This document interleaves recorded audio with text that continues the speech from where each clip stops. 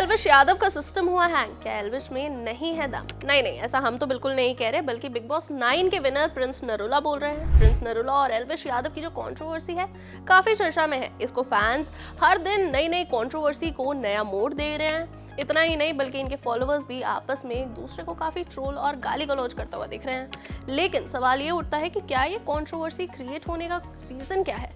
क्या इनके ब्रदरहुड से लेकर एनिमीज बनने तक का सफर इतना इंटरेस्टिंग है? असल में ये सारी कंट्रोवर्सी की शुरुआत होती है 5 दिसंबर 2024 से, जब रोडीज में गैंग लीडर्स के बीच जीके टास्क होता है। इस टास्क के बीच प्रिंस नरूला और एल्विश यादव के बीच बहस छिड़ जाती है। फिर क्या था? वहीं से शुरुआत होती है एल्विश यादव वर्सेस प्रिंस नरूला की। इसके साथ ही आपको बता दें कि प्रिंस और एल्विश का एक सॉन्ग रिलीज होने वाला था, जिसमें दोनों साथ में नजर आने वाले थे। 15 दिसंबर को इनका ये सॉन्ग रिकॉर्ड हुआ।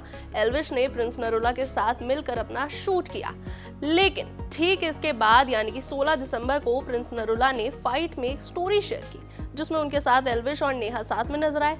मतलब यहाँ तक तो सब ठीक था, या फिर हम ये कह सकते हैं कि ये तूफान शुरू होने से पहले वाली शांति थी। 8 फरवरी को एल्विश ने फाइनली प्रिंस नरूला के साथ मिलके फाइनल सॉन्ग शूट किया एज पर देयर कमिटमेंट। इन सब के अलावा आपको ये बता दें कि 16 फरवरी को फर्स्ट प्रोमो रिलीज हुआ था, जिसमें प्रिंस वर्सेस एल्विश का थोड़ा सा प्रोमो में दिखाया गया था। थोड़ी सी जो हीट थी ना, वो इनके बीच दिख गई थी रोडीज के प्रोमो में ही। अब यहाँ आता है कहानी में एक बड़ा सा ट्विस्ट। 18 से लेकर 20 फरवरी के बीच प्रिंस ने अपने अकाउंट पर स्टोरी शेयर करी, जिसमें वो और उनके दो दोस्त बंटी और प्रधान एल्विश को अब्यूज करते हुए उनके बारे में उल्टा सीधा बोलते हैं। इतना ही नहीं, ये सब प्रिंस के सामने ही हुआ था। अब यहाँ पर सवाल उठता है कि प्रिंस नरूला, जो कि एल्विश यादव को भाई मानते हैं, उन्होंने अपने दोस्त एल्विश की बुराई करने को क्यों नहीं रोका? इन सब के बाद यानी कि ठीक 20 फरवरी को एल्विश यादव का एक ब्लॉग सामने आता है, जिसमें वो प्रिंस की तरफ से हो रही सारी भसड़ पर रिप्लाई देते हैं और कंट्रोवर्सी को इग्नोर करने के लिए बोलते हैं। इस सब के बाद 21 फरवरी को एल्विश एक अपडेट जारी करते हैं, जिसमें उनके और प्रिंस नरूला दोनों के ही फैंस को एक तगड़ा सा झटका लगता है। एल्विश एक ट्वीट करते हैं, जिसमें वो अपना वर्क रिपोर्ट दिखाते हुए कहते हैं कि वो प्रिंस के साथ कोई सॉन्ग नहीं करेंगे। आपको बता दें कि वही सॉन्ग है जिसमें 42 लाख के करीब अमाउंट खर्च हो चुका था, जो कि था प्रिंस नरूला का। इन सब पर फिर से प्रिंस नरूला को ये रियलाइज होता है कि उन्होंने काफी तगड़ी भसड़ मचा दिया एल्विश यादव से पंगे लेकर। ये प्रिंस को इसलिए लगा क्योंकि उन्होंने अपने और एल्विश वाले सॉन्ग, जैसे कि मैंने आपको बताया, 42 लाख का खर्चा किया था, और एल्विश ने प्रिंस नरूला से भाईचारे में 1 रुपया भी नहीं लिया था, जो खैर अब रिलीज ही नहीं हो रहा है।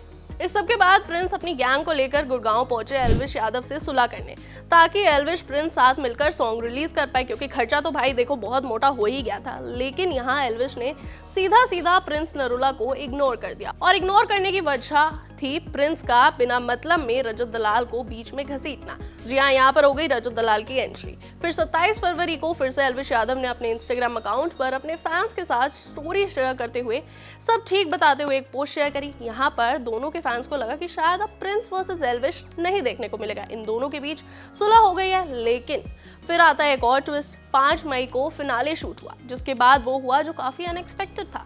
असल में शूट पूरा खत्म होने के बाद पता चलता है कि प्रिंस के दोस्त उसी की वैनिटी में बैठकर एल्विश का वेट कर रहे थे, यानी कि ये एक फाइट की स्पार्क थी।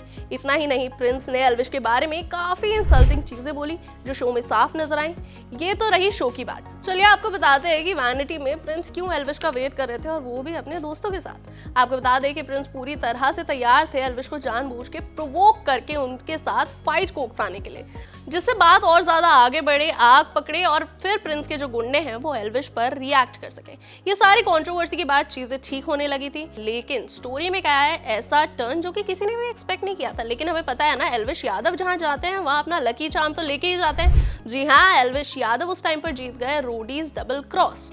रोडीज जीतना शायद प्रिंस की ईगो को काफी ज्यादा हर्ट कर गया। ऐसा हम सबको पता ही है कि पास्ट एपिसोड्स में भी और पास्ट सीजन्स में भी हमने देखा है कि जब भी प्रिंस नरूला किसी भी टास्क में हारते हैं ना, तो थोड़ी सी आग और मिर्च तो उनके सीने में लग ही जाती है। तो वहां से प्रिंस नरूला ने एल्विश यादव को प्रोवोक करना दोबारा से शुरू कर दिया। इस सबसे एक चीज तो साफ नजर आ रही है कि इतनी सारी कंट्रोवर्सी में पहले प्रोवोक करने वाला तो प्रिंस नरूला ही था।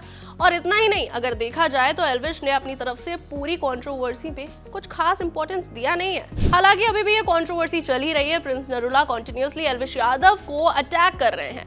अब सवाल यह है कि क्या एल्विश इतना कुछ होने के बाद भी प्रिंस को जवाब नहीं देंगे? क्या ये कंट्रोवर्सी आगे चलकर एक बड़े तूफान में बदलने वाली है?